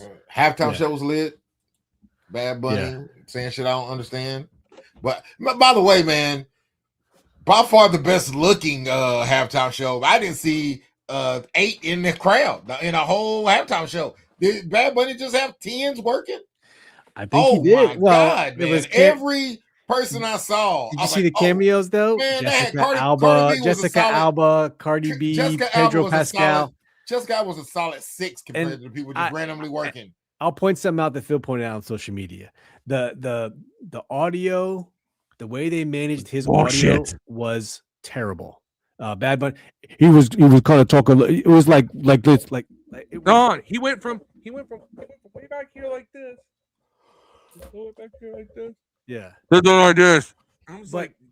But when Ricky Martin sang, it was perfect. Yeah, he was sitting down and standing in the I'm just saying the way the gain was, it wasn't clipping, like the way they had Ricky Martin's audio dialed in because he sounded perfect. I mean, he went also dancing another. But the halftime show was great. My kids danced. A lot of these dudes don't know how to don't know how to mic themselves. Like they don't. Mic to face ratio is important. Yeah. You got to know your own. And I That's a understand good he had a headset on, but that's still my point. You know, he probably had things too far away and then pushed it too close. Yeah. There's a girl from here that was in the video in the halftime doing one of the trees or whatever. Cane. Yeah. My problem, I had a big problem with this halftime show. Wow. Because Bad Bunny's mid as fuck. You crazy, man. He's like the He's he's like the very Puerto good Rican Michael entertainer. Jackson, bro. Cool. Taylor Swift is mid as fuck. She sells a lot of records too. All right. We all know that quality and popularity are not on an equal scale. Nah, man, you All pay right? for the show This has though. been What kind of show proven Taylor Swift would throughout have? history, right? This is why they keep putting out Transformers movies that get worse and worse, and they still get mega box office. This is why Marvel movies have diluted. They're not nearly as good as they used to be, but they still sell hundreds of millions of dollars worth of ticket sales. There are a lot of Puerto Rican artists that are great, that are quality, that are better than Bad Bunny. And I understand he is the most popular one at the moment. I understand that let's be honest, he was part of the reason he was picked was because they want to extend it to the Latino market, make some friends over there. We'll be like, no, we're not with that guy. We're with you. And I get it. It's not like the first time a political message has been made at a Super Bowl halftime show. It happens all the time. I don't care. I don't care about that. I care about the fact that if this is what you're going to say, this is the representation of Latino music, Puerto Rican culture. It was great. We've already had better. They showed them working the I was hoping we get a little Daddy Yankee cameo, but yeah. No, they just played 5 seconds of Gasolina, and everybody's like, "Oh, but he paid homage to it." It's like, no, they just played a clip. I thought we were gonna get it. And you know why he played that clip? Because he knows people like me are sitting there going, "Yeah, fuck Bad Bunny, Daddy Yankee, all the way." Bad Bunny's dope, man. I was not expecting Lady Gaga there. Ivy Queen, Raul Alejandro, Daddy Yankee, all way better. Nah, I wouldn't say. Bad Bunny's music. All right, Bad Bunny's music is it's really shitty TikTok beats. But I think you're missing the point though. It's not really about the music. All these motherfuckers can sing. It's about the show, bro. What the fuck is who's the guy you're talking about? The other guy you say shit. Yeah, all right. He's not big enough globally for that, dog. He's not big enough globally for the Super Bowl. More. He never has been. He never has been. You have to. You have to be in the reggae time to give a fuck. The average person, man, wouldn't know Daddy Yankee walking down the street, bro. The average person apparently didn't know Bad Bunny. If you look at social media, Bad Bunny can walk. Bad Bunny can walk in any. I was on my couch dancing. Bad Bunny can't go into Walmart, bro, in any city in the world. They just know that that's the appropriate thing to say. Bad Bunny can walk in any store in the world and he get recognized. Rolling Stone said that was the second greatest halftime performance of all time. I mean, it was a dope show. It was a crazy show, and it told a story. It's a great show. You crazy? Top 10, no, number 2 of all time. Man, better than Michael Jackson. It's probably second or third to Mike. Prince was dope too. Yeah, but if you like the music, like we were dancing the bachata that didn't know a word he was saying. We were having. Man, he told a whole story, dog, about the sugarcane plantation and the upcoming. Then he showed the one with on top of the proud line Puerto Rico got flooded. Just he because did the whole story, dog. You tell the story well or in an entertaining way. That's the thing. Everybody got that's the way you story that no one focused on the fact that the story was told in a very mediocre fashion. It didn't matter. It only had to be entertaining, dog. It only had to be entertaining. Everything was joke. Man, people was hey, that was dancing at your house, Steve, wasn't it? Ricky Martin? Yeah, that was dancing at your house, wasn't it? Back up here. Daddy Yankee is old news, but Ricky Martin isn't? Yeah, but he's current. You gotta play. Yeah. He's got a current hit. He's got a hit on the radio. He's got a hit on the radio. In what? On you what gotta pay homage. And Ricky Martin current? You don't know that they didn't holler at Daddy Yankee. You don't know what happened. I mean, you can't argue who they had. I know why Daddy Yankee didn't perform. The main guy you came to see, other than Super Bowl, I think he put on a good show. By the way, have you seen that all the ratings? Everybody talks about how many people watched it. Oh, it's the most watched halftime show. Well, they watch because of controversy. You do know that if you watch at the halftime, it goes. Nah. It does. And now I will say this: it took a bigger nosedive in Boston. because everybody started turning off after like if you look at the ratings, it starts here, goes up, halftime goes whoa, third quarter, whoa, and then all of a sudden, especially in Boston, it nosedives. I think it got like the second highest views of any halftime show, first highest views of any halftime show in the history of halftimes. It clipped Michael Jackson by like 80 million. Some of the best halftime shows were not. They were not even American. Can you know what I mean? So, they showed it. Can I be the equal opportunity player hitter? What's up? Sure. So I went afterwards and checked out the other halftime show, and it sucked too. Yeah, I mean that was desynchronized lip syncing. Yes, the lip syncing was terrible. Yeah. The guys who weren't lip syncing were mic'd. I was like, I saw this like, does anybody know how to mic someone? Do we have any audio text left? And you know what's funny? World? X did not let them play the their halftime show because of licensing agreements. They did not live stream on X. And then we all know how YouTube works, right? You get current viewers, and then when it's over, it settles. Yeah. When their show was over, it settled back down to like 15 to 20,000 actual viewers from the whatever millions you said it was. And then after that, we know how it works. You pay for advertising, and all of a sudden your views pop up through the roof. So, you know, it wasn't about, I didn't care about us versus them. I tapped in because I just pulled, I had Bad Bunny up here. Yeah. I was like, let me see what this is doing. So I actually tapped in during the middle of their halftime show. Yeah. And it was at about 5.9 million. The crowd was terrible. 62 million views for the halftime show. So number one of all time. The crowd was terrible. And it looked like it was like 100 people on the other show. Kid Rock by comparison was 2.3 million. Yeah. Well, I understand that. And you understand that, you know, million. A lot of people never went down. I don't care. I thought it was a stupid idea to begin with. And here's the thing: you can't wait until the week before and then say, "Oh, this is who we're having performing." I used to watch the Puppy Bowl. They said it all fucking year. What are you talking about? The Puppy Bowl. No. They kept saying they had a show, but they said all year. We knew all year he was going to be the guy. They said it last year during the Super Bowl. They was going to have Bad Bunny. Everybody got mad. Dev, no, it was an assumption. It was never announced by them. All right. Yeah, we knew he was going to do it though. And actually, a lot of the people were not. Most of the people that were there, because there's a bunch of people that performed. Most of the people that were there weren't even announced till a week before. So you know what's funny? If you guys know, you had bad production. It was a bad bad idea, bad production, and bad rollout, and all that. It was terrible top to bottom. They announced Bad Bunny in September 28th, man, beginning of the damn football season. Everybody knew. No, he's talking about the other show. I'm talking about the other show. Oh, nobody care about that shit anyways. No, who wants to watch something other than the Super Bowl and Super Bowl on? But hold on. I can counter that. Do you know why? And you know what? Our team is part of this. Do you know why they started bringing in guys like Michael Jackson to do the halftime show? In living color. Do you know what Super Bowl that was? Redskins one. 26. Redskins Bills. I watched that halftime show. 20 million people switched over to over 20 million switched over to Fox and stayed there to watch the In Living Color halftime show, and then switched right back to the Super Bowl because they even had a little counter at the bottom back then saying, "Yeah." So again, number one show probably on TV. Earth that's back then. Why. Yeah, they could do it again. Like if I don't know who it.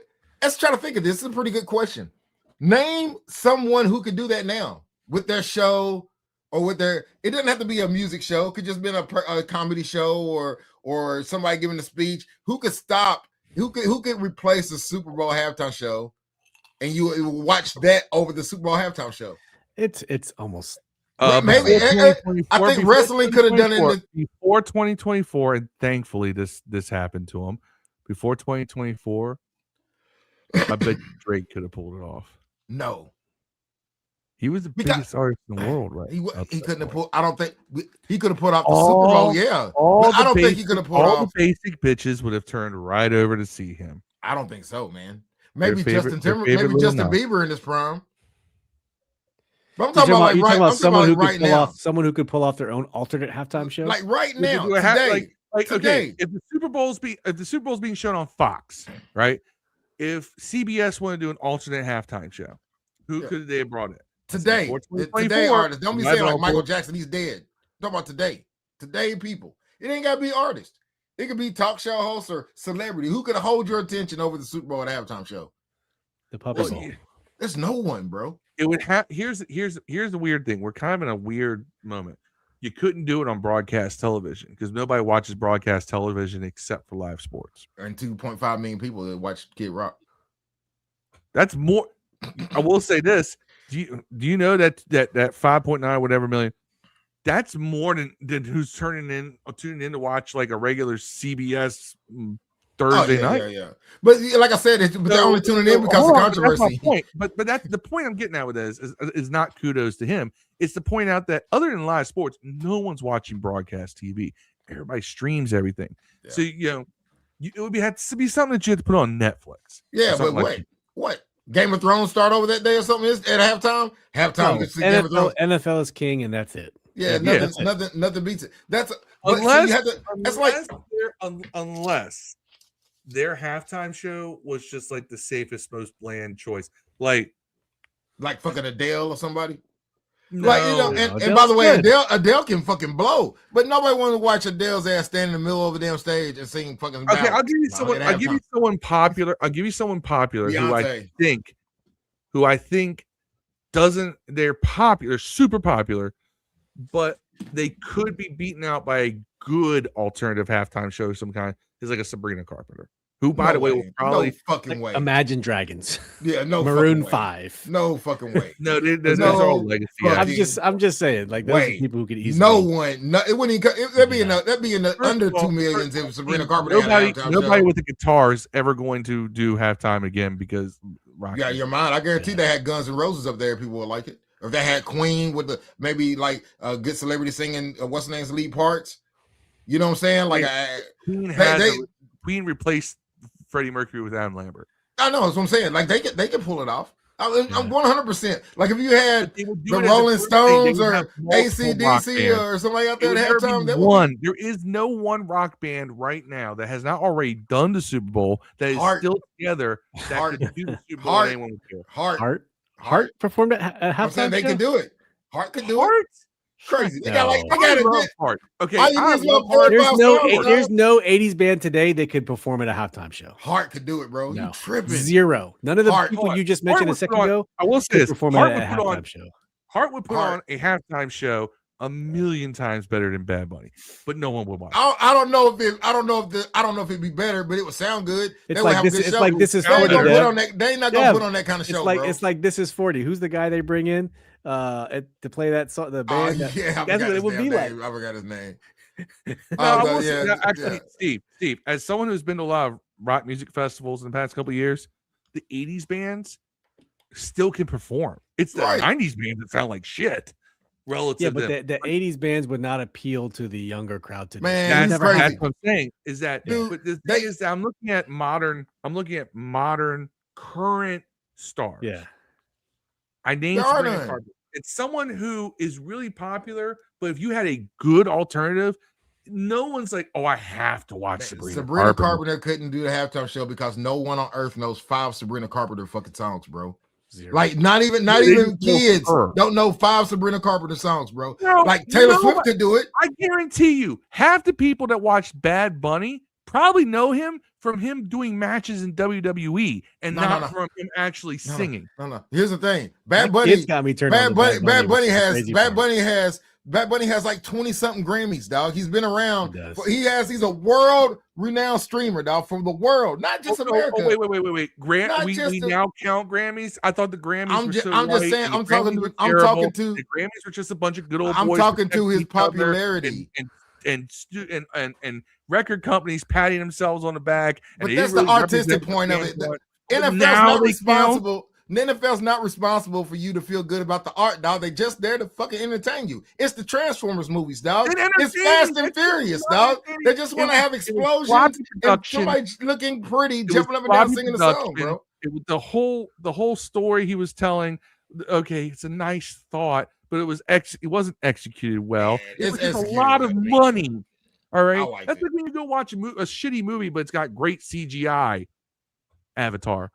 Shitty movie, great CGI. That's all you need. Love it. All you need. People are simple. That's all you need. You didn't have to. The whole thing's a vibe. You don't have to know what he says, Everyone bro. said Avatar was the greatest movie ever made when it came out. 5 years later, people are like, it's just the same movie 3 times. Yeah, it's the exact same movie 3 times. Yeah, but that's my point. People are not. I was not expecting to see Lady Gaga, although Lady Gaga couldn't. I feel like Lady Gaga was off tune. By the way, Die with a Smile to a one thing about Avatar I always never understood. Salsa beat. Have y'all seen the last Avatar? No. One thing I never understood about Avatar, man, there's nobody black ever on Avatar except the avatars.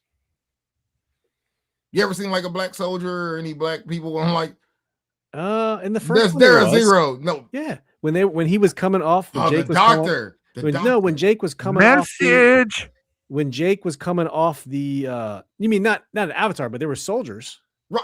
I'm talking about with speaking parts, dog, not in the background holding the fucking gun. Yeah, when he was coming off the plane and he almost gets hit, one of the white soldiers talks to a Marine. They're Marines. The last movie is a funny part where one of the girls, she's like, I hate the little pink hands. All of them, like they don't even know that there's black human beings. It's crazy. Oh yeah, I haven't seen it. It's like they talk bad about the mankind coming to the planet, like the pale skinned white people, like there's black, right? Yeah, it's because it's because people can't tell stories anymore without making it so blatantly obvious. It was hilarious. Yeah, but I'm just saying, like literally, people don't make movies with nuance anymore. They have to make it so blatantly obvious, and it actually waters down the quality most of the time. I don't think you make the story so simple.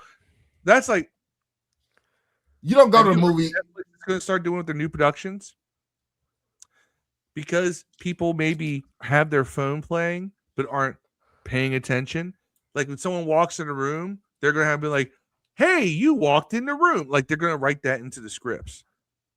If you're sitting there watching, it's going to be the most redundant, stupid shit ever. But again, we have to dumb it down for people to understand because people are capable of using their brains, and it's really annoying. But you don't go to Avatar to care about the art of a movie, though. It's fucking Avatar. That's what I'm saying. Like you would go to like maybe some people other kind of movie. You want to go like the strength of water, the shape of water to get actual acting. You want to see Oppenheimer. That's where you want to go see actual acting. You don't go see the Transformers and be like, man, Wahlberg ain't that.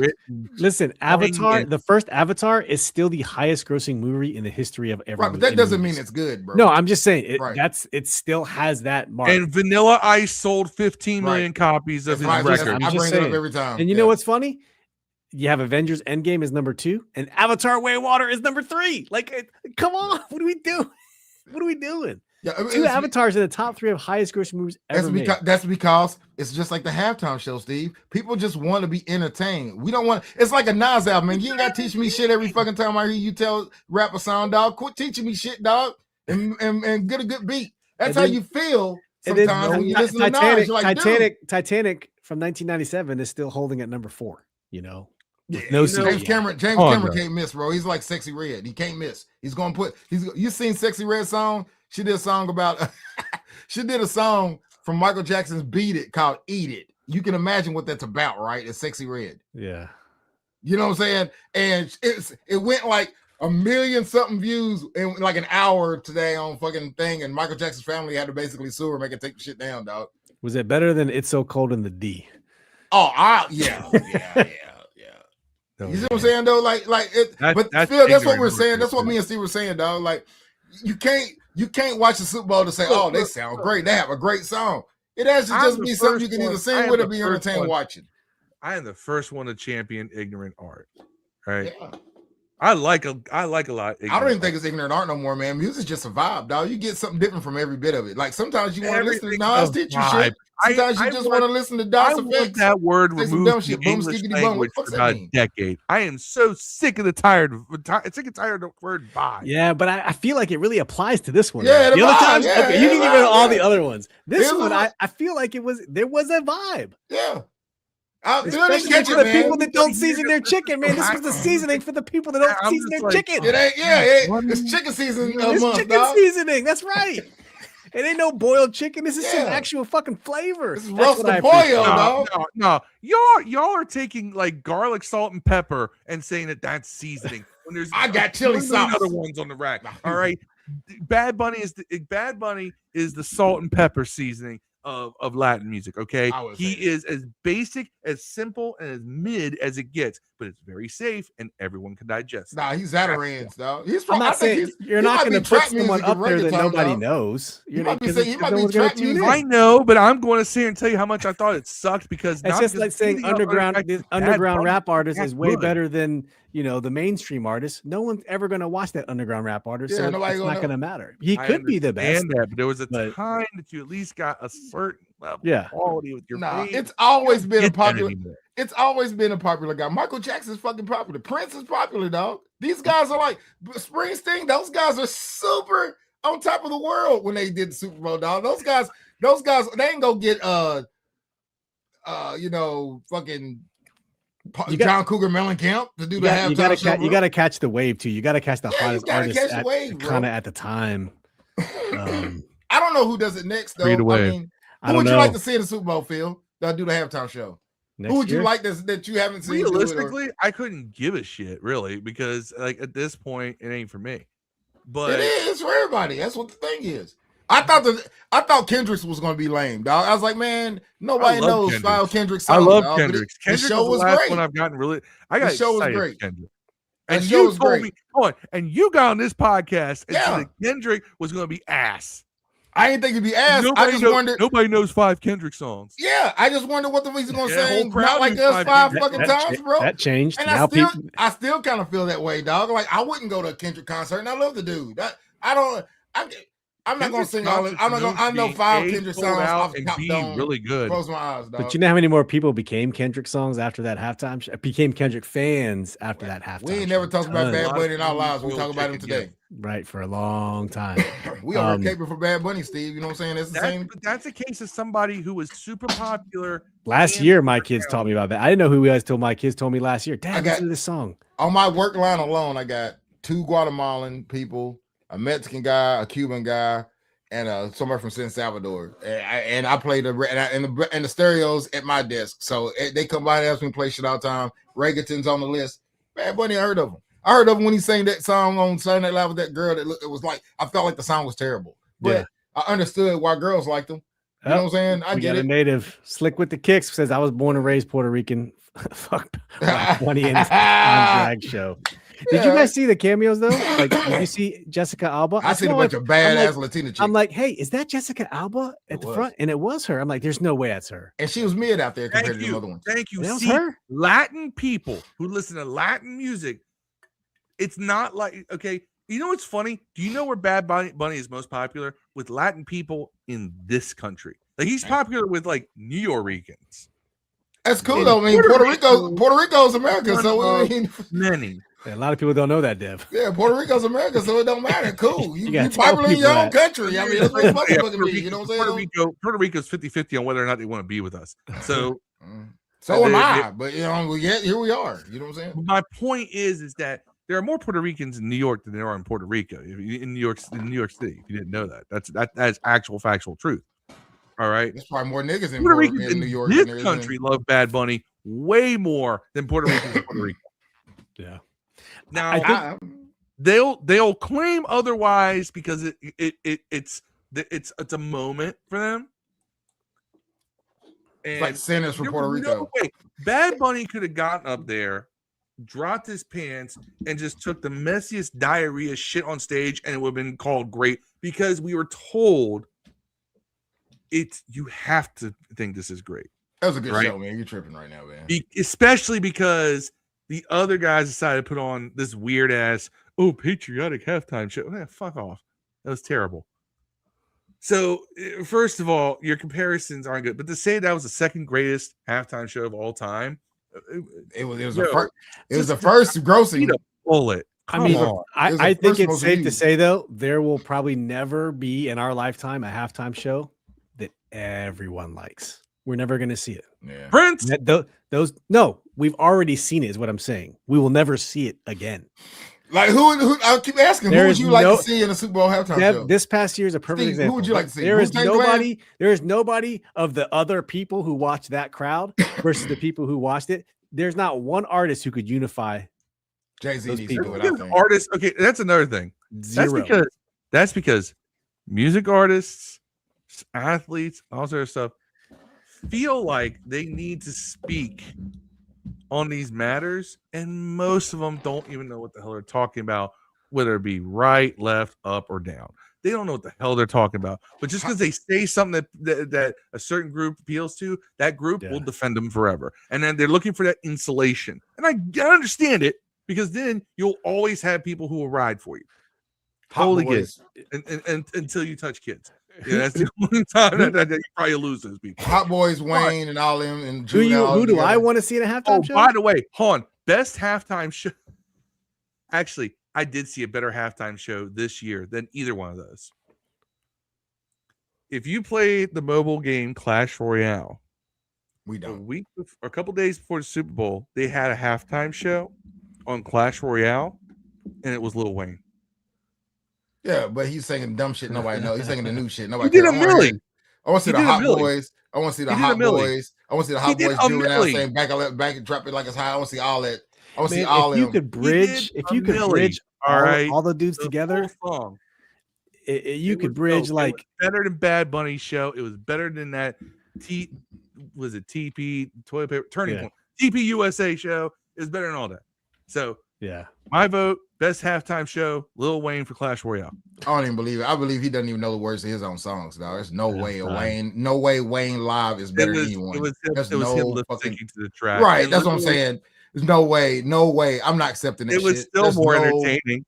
It was more entertaining. There's no way. I've been to enough rap concerts to know there's no way Lil Wayne is putting the live show on better than anyone. Like, you think the leans got him? No, man. I just don't think he's ever.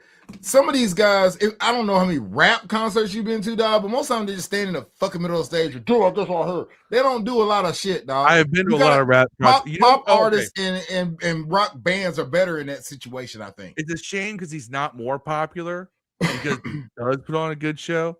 Busta Rhymes. Like I said, no one knows who the fuck. So that was I was gonna say. Give me Tech Nine, like Cypress Hill. System of a Down, maybe throw in what you want to boom, you got everybody. So what you'll want to do is like maybe a hip hop all time concert or something like that. Man, if you could somehow bridge genres together, it would be Jay-Z fantastic. Will be a good. I think Jay-Z will be a good one. He has enough hits. Or Kanye West. Kanye West will be the dopest one, but you got to worry about him doing Kanye shit. Yeah, he might go off the deep end. Yeah, that's what you got to worry about. Like, it will be something different than the show. Like, if you could just get him coming out there doing his songs with the fucking he might show, show his junk. Man, that would be the one. I think that would be the one. But you'd have to worry about it, man. Jay-Z? No. Kanye West. No, but Jay-Z's smart enough to avoid that shit. I don't think Kanye is ever gonna perform mainstream again. Like he's doing album now. He's fallen so far out of favor with people. I don't know. Come on. I don't know, man. We see. I know he apologized. He apologized recently, but every 5 years he does. I was lost, but now I'm found. He's gonna come back and put a hit out. Watch. Did he say that 5 years ago? He just said it again. He's just said it again. Yeah. Like every last 5 month. years, he's gonna come out with a hit. All right, it's Super Bowl commercials. Was there any Super Bowl commercials that stuck out to you guys that were? The AI one was pretty dope. That was a good one. I like the Duncan one. The Duncan was kind of entertaining. Goodwill Duncan. Goodwill Duncan. What the hell else are they gonna bring out here? Right. I was shocked to see so many people in one commercial though. The Coinbase one had me like wondering at the end. I was like, where are we going with this? Yeah, this is the Backstreet Boys lyrics. Where are they? It was a karaoke version with the karaoke screen, and I'm like, what are we advertising? But remember, Phil, the Backstreet Boys not too long before that commercial, they had just did a T-Mobile commercial. So I'm like, is this another Backstreet Boys commercial? And all of a sudden it's Backstreet Boys words. All of a sudden, boom, Coinbase. I'm like, you know what though? It was like a karaoke version. So I'm like, and I was seeing the screens like, okay, this is karaoke to Backstreet Boys. I'm like, what are we advertising? Right. Here's the funny Coinbase, and it's like for everybody. I'm like, the cool thing about that though The cool thing about that is though, But everyone it's infectious. sang. I remember that one. Everyone sang the fucking karaoke on the screen. You couldn't Oh, help. for sure. You couldn't help but mentally sing that fucking song. I was like, why aren't people doing more of that shit? Like, why wouldn't you make a commercial where it's just karaoke, man? Because you cannot turn away from karaoke. I don't give a fuck if the song's on and you know every word without the karaoke, dog. You're still looking at the fucking words. Anytime you've ever done karaoke, it could be the Pledge of Allegiance, dog. Every one of us know it. If it's on the screen, you're gonna watch it. Yeah. It's crazy. I know fucking it shit. was genius in the It's sense that fucking I genius, watched bro. the whole thing. Everyone totally did. confused. That might be the one, Steve. That might be the one. The karaoke commercial might be the I one. would say because that's the best. everybody That knows it. best Everybody in knows it. terms So of sticking in my mind. I didn't see all the commercials, but I'm going to tell you what USA Today was, and I didn't see some of these, so you just tell me. There was a Budweiser. This is I'm going number 1 all the way down in their rankings, according to the USA Today. Pepsi had the Budweiser, American Icons, Lay's Last Harvest. I do remember that. Pepsi, The Choice with the polar bear. The polar choosing- bear, that was dirty. Goodwill Duncan number 4, Michelob Ultra, the Ultra Instructor with I think it was Kurt Russell. Infinity Jurassic Park Works number 4. Yeah, I remember that was a good one. Relax Your Tight End Novartis number 7. NFL. Okay, Champion. I do remember that one. That one was pretty cute. The George Infinity one's Kittle? cool too. The Yeah. George Kittle one. Okay, I didn't see that one. Bud Light, the keg one. That's with Shane Gillis and Post Malone. Yeah. Number 10. Second year in a row, they've done a Super Bowl commercial together for Bud Light. Really? Yeah. That's awesome. I wonder They what did, yeah, Kid those- Rock thinks those about two that are one. Gladokin. Amazon Alexa with Chris. I've kind of come around on Post Malone as a human being. I still know. think he's He a looks like great- he stinks, bro. No, Charlemagne the God said he actually smells good in person. I like Post Malone, man. He seems like he does seem like a fucking He's excellent hang, man. But I don't know. That motherfucker's kind of weird, man. His early hip hop music was pretty good. I have a weird vibe about people. No, Like it I wasn't. feel the same way about fucking You gonna say it to me? You Jelly like Roll. White Iverson? No, like I feel the same way about like Jelly Roll. People that do like gangster rap and just switch the country is weird to me, dog. I'm like, what the fuck are you doing? It is a little weird. Well, here's the thing. 'Cause Fucking- I remember Jelly Roll doing his mixtapes with Lil White. Yeah, I remember those. dude, I'm friends with Lil White. I talk to him on Facebook. It's on Facebook right now. Like Lil White, I know him. That's fucking crazy. I You know know. what I'm And saying? it's Like, like, this dude was doing mixtapes with Jelly Roll, and now Jelly Roll is like a multi-million platinum country singer. You're just like, what? Yeah. Damn. You're jumping off London platforms. Days is still in heavy rotation with me because it goes hard in the gym. There's the got a funny- the Bon Jovi commercial, the Stop Living on a Prayer one, State Farm. Oh yeah, I thought that was dumb. Uber Eats, Hungry for the Truth. It was Bradley Cooper and Matthew McConaughey. Let's see. Bosch, Just a Guy. I didn't see that one. Universal Orlando, Little Bro, Toyota Superhero Belt, Levi's Backstory, Pringles, Pringleo. I think that's Sabrina Carpenter. And then Toyota, Where Dreams Begin with Puka Nakua. And Hellman's Sweet Sandwich Time was number 25. And then number 26 was the Backstreet Boys, T-Mobile, Tell Me Why. Oh, so the Coinbase one didn't even make the list. Not USA Today's. Still going. Grubhub with George Clooney, Instacart Bananas, Maha. Mike Tyson had a Maha commercial.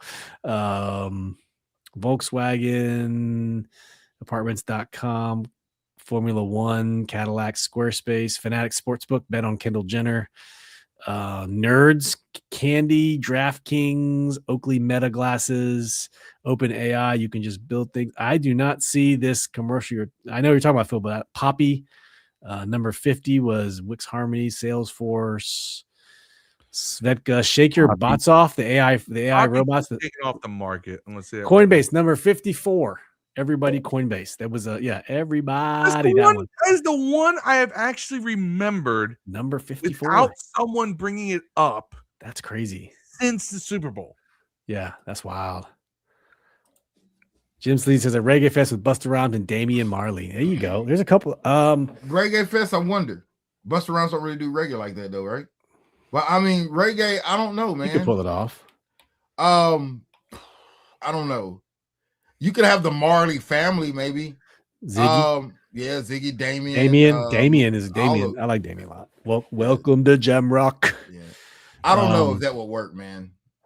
Phil Bullock. We got to get Dev on a halftime show. There you go. Yeah, man. I got like nothing to say out there. Yeah. I can't dance at all. It would just be me. You better off be having like Burt Bacharach or something. Burt Bacharach. Burt Bacharach. Burt Bacharach's great at sits. Yeah. Slick with the kicks. Now that you mentioned it, Post Malone will be a good halftime show. Neil Diamond might do it though. Sweet Caroline. Iverson. Is he even alive? I don't even know. Yeah, 100%. By the way, he's got that movie that came out with Wolverine, Hugh Jackman in it. The Hugh Jackman movie about I guess the Neil Diamond impersonator, the real story. Excellent movie, by the way. Is it? Every time I think of Neil Diamond, you'll cry. You will cry. Saving Silverman. You seen Saving Silverman? Yeah. They're Neil Diamond Sweet Caroline impersonators. He's not in the movie, by the way. Post Malone would be a good halftime show with that White Iverson and Congratulations hit. I don't know those old songs, new songs. Like I said, White Iverson was like his first hit. Yeah. I don't know if Post Malone could hold a half. He could appear. I mean, but what's his face that thing? Silk Sonic. They did, they had your boy do it that year. Yeah. He did a good job. And I'm gonna leave that door open. What's the name? Silk Sonic is too mellow for a halftime. But dude already did the halftime show. The guy from Silk Sonic already did the halftime show. Bruno Mars, yeah. Yeah. I mean, basically, he sang all the Silk Sonic songs at the halftime show, bro. The upbeat parts. But I'm just saying that, like, if that could do it, Rihanna did it. Like, you got to be able to like have a show, bro. You can't just go up there and playing some great songs. Ain't gonna work no more, dog. You got to have a fucking show. You got to have a set. You got to have some fireworks, some hot ass dancers, maybe some fucking Katy Perry dinosaurs or some dumb shit like she did. You got to have some shit up there like that, dog. You can't just be up there just being able to. Whitney Houston couldn't do the halftime show now, dog. She's just going up there and just sing really well. And no one can even go up there. Everybody's got to do something. New Edition, maybe? No one can just go up there and just put up a good show with good production and dancing and whatever. New Edition probably could do it. I mean, that'd be cool. What are you going to do? Hold on. Which New Edition? They got all hits. They got 100 hits. New Edition or the kids who acted in that movie and have now been I need to have drunk ass Bobby Brown. Which one are we talking about? I gotta have drunk ass Bobby Brown up there, dog. I gotta have where's the next Super Bowl? I don't know. It's on Valentine's Day next year. I don't know where it is. Probably somewhere. Probably one of the new stadiums.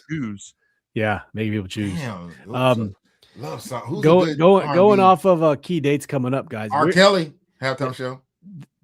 There's only a very, very short lull if you think about it. Did he? The franchise tag deadlines are starting is the 17th. The combine, February 23rd. That's 11 days from now. The NFL combine starts. Isn't that crazy? There's no break. And this is one of the reasons why the transfer portal has to open so quickly, because players got to decide, am I going pro or am I going to go to another school? It kind of they gave the Mississippi State dude another year eligibility today. It's wild, man. Yeah, wild. And then going down, March 3rd is the deadline for franchise and transition players. And then 9th through 11th, it looks like legal tampering period. And then on the 11th, free agency signing, the new league year begins March 11th. That's crazy. There's not a lot of time between now and then. I know it slows down, but man, and then April 6th, off-season workout program. So we'll revisit this at the end of every show, just to catch up and see where these key dates are. But yeah, man, the big thing is the combine is on February 23rd. So we're 11 days of the NFL combine. So maybe in the next couple of weeks, we'll start looking at some of these rookies and see who, maybe a couple even mock drafts, even though it's not really our thing, but maybe we'll do a couple just to see where some of these rooks stand. So the next Super Bowl is going to be in LA. Rams and Chargers at SoFi. I swear they just had one there not too long ago. 2022, 56. 5 years later. What? Yeah.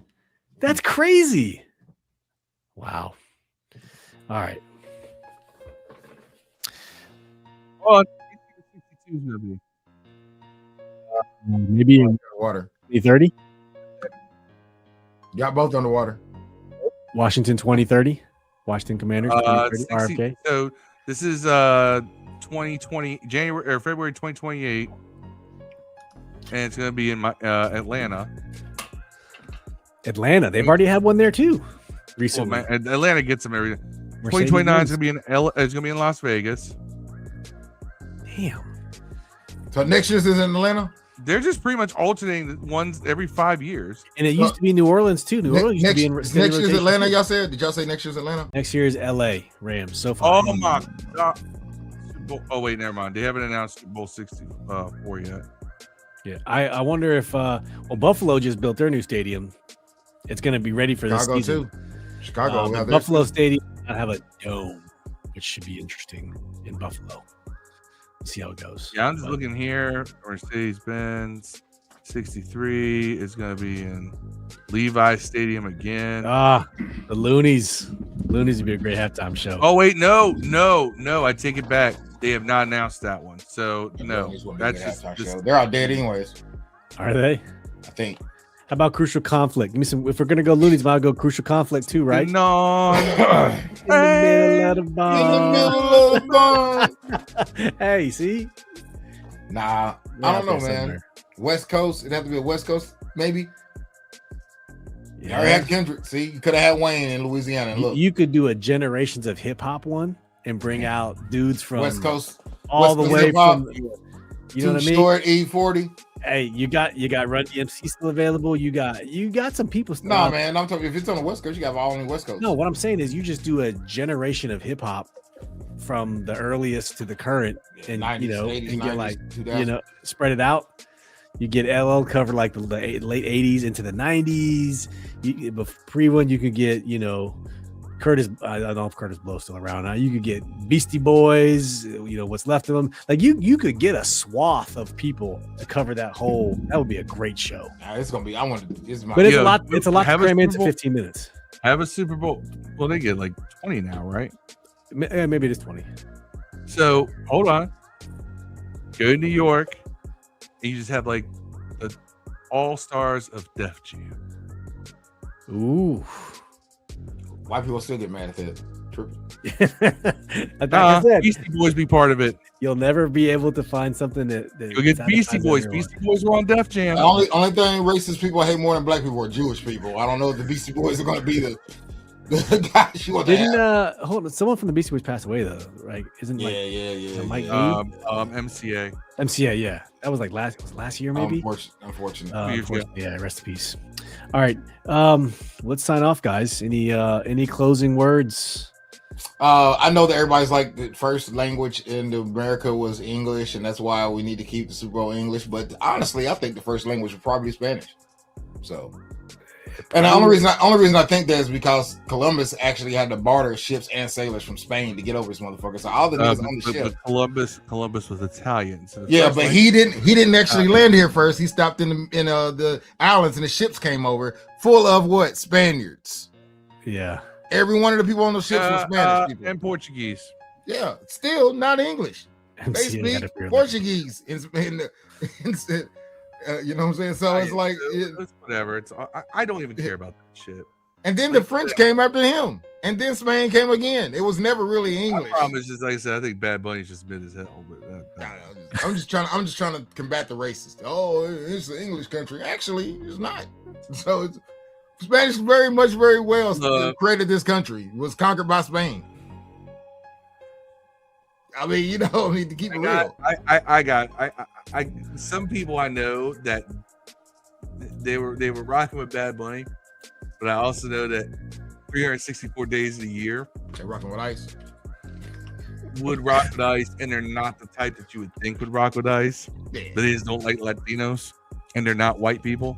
So yeah, Latinos don't like Latinos. I'm like, yo, the racists in this group made the racists in this group have to not be racist for one. Wait a minute. Speaking of racism, did y'all happen to see the chick from HGTV? I don't watch. Oh, we're still on air. We got a view. Oh my god, bro! There was an HGTV chick. Is that going to be shocking content, Dev? Because I don't think so, because it's all over the internet. So probably not. I don't think that helps. I don't think that helps us. All right, so this is a girl on HGTV, right? And I guess she's just screwing a nail in. She's from the addicts, some kind of drug addicts thing they do for HGTV, drug addicts, rehab addicts, I think it's what's called, something like that. And she's hammering in a screw or screwing in a screw in. and I guess she misses the screw, there's no one in there. There's a camera, a bunch of white people, and this little fucking 100-pound-year-old white chick. She's hitting the screw in, and she drops the screw. She goes, "Fart nigger," and she's like, "Oh my god, can we erase that? It's gonna ruin my life." Oh, they fired the shit out of her and canceled the show. I mean, Like, the I don't lady even on understand the who lady on hits their Food knee and Network, just yell something racist out, bro. I've never because it's seen anyone normalized. do it in life. I've It's never seen normalized. anyone hit their hands on something and just yell out something racist when nothing racist is going Well, around. clearly, it's been normalized because a normal person who never says it wouldn't say it. No one hits their elbow and just goes, "Nigga." It's like saying "damn." So clearly, Yeah, that nobody that hits was their like elbow and damn just to yells her. out something about Mexicans, dog. That's Yeah. weird as fuck, bro. Yeah, Like, so it makes me wonder, what do you say when you mad at a black guy? yeah, No one black was around. yeah. It was so funny. I didn't even think it was racist. I was like, man, I don't know what a fart nigga is, but I'm going to use that from now on. I don't know what the fuck that is, dog. But Never heard of you got to watch it. When we get out here, go on. If they got it, I wonder who. The thing is, HGTV didn't air it. Someone else kept the tape and aired it. Oh, someone leaked it.